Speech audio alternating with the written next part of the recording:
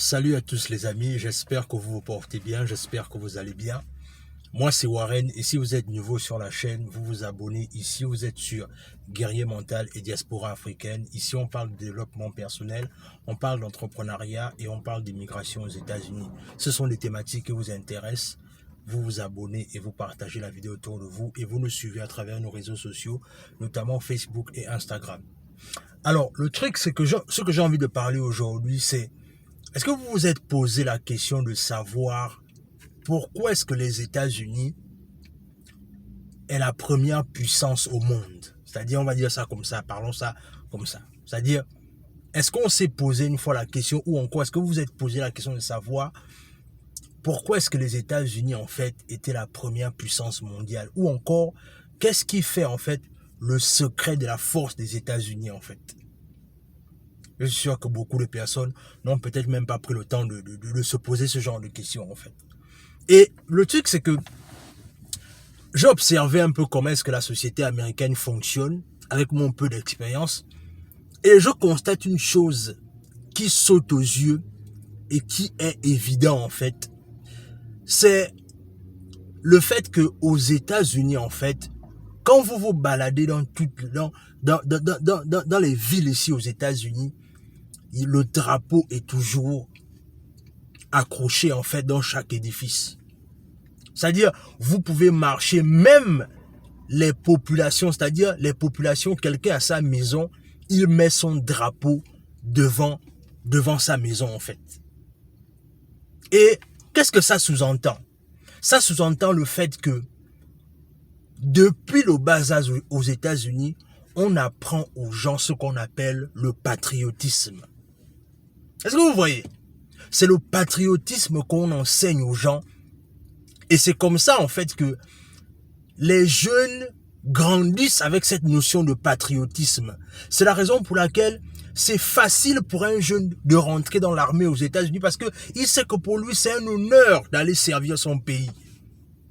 Parce que la notion du patriotisme est inscrite dans l'ADN des Américains. C'est la raison pour laquelle, même si les États-Unis ont tous les problèmes, comme d'autres pays, avec les problèmes de violence, d'armes et de fusillades, tout ce qui va avec, mais vous n'allez jamais voir les Américains renier leur pays.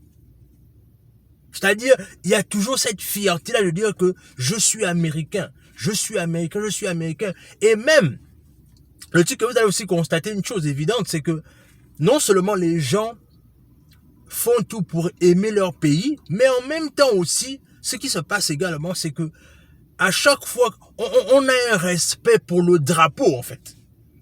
On met un accent particulier sur le drapeau. Et c'est la raison pour laquelle, comme je disais, non seulement les gens sont plus humbles et sont plus prompts à aller à l'armée, parce qu'ils savent qu'ils vont servir leur pays, mais également ce qui se passe aussi, c'est que on donne une place aux anciens combattants américains. Est-ce que vous voyez? On donne une place, ce qu'on appelle les vétérans en fait. C'est-à-dire, ils ont une place. Mais la même chose, si on transfère ça en Afrique, les réalités sont différentes. C'est la raison pour laquelle nous les Africains, beaucoup d'entre nous malheureusement développent cette aliénation en fait. C'est-à-dire parce que quand les Africains viennent aux États-Unis ou bien en Europe, peu importe le pays là où ils viennent, la première chose que les Africains veulent, c'est que les enfants soient américains, les enfants soient français, etc.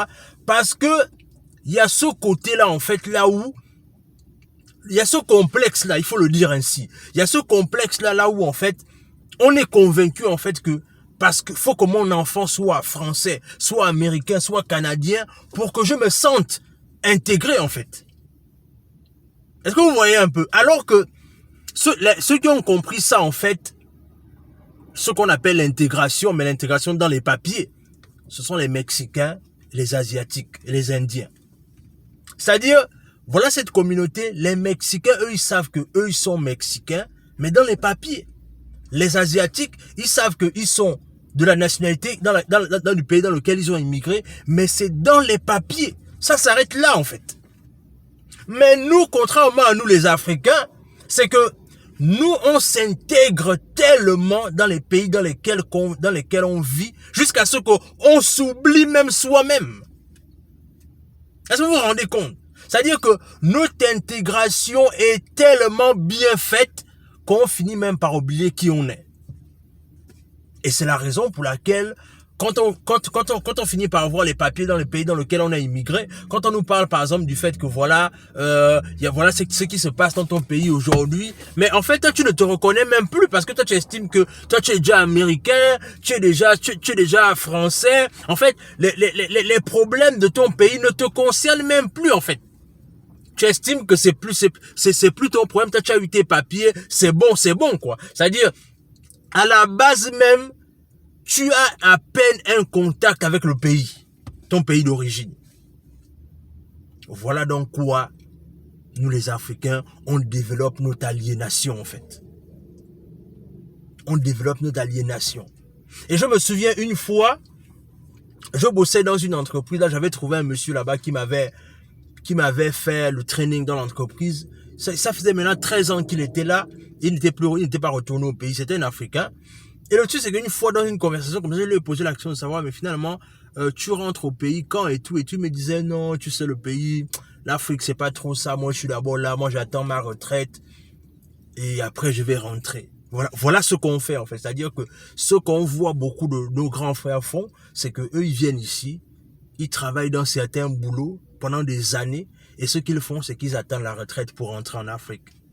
Ou parfois même beaucoup même attendent même leur décès pour qu'on envoie leur corps en Afrique. Et le truc c'est que il faut qu'on comprenne une chose évidente, c'est que personne ne va développer le continent à notre place.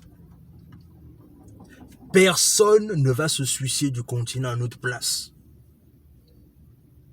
Et tant qu'on n'aura pas compris cela, tant qu'on ne va pas s'impliquer davantage, malheureusement, on ne va pas faire grand-chose en fait.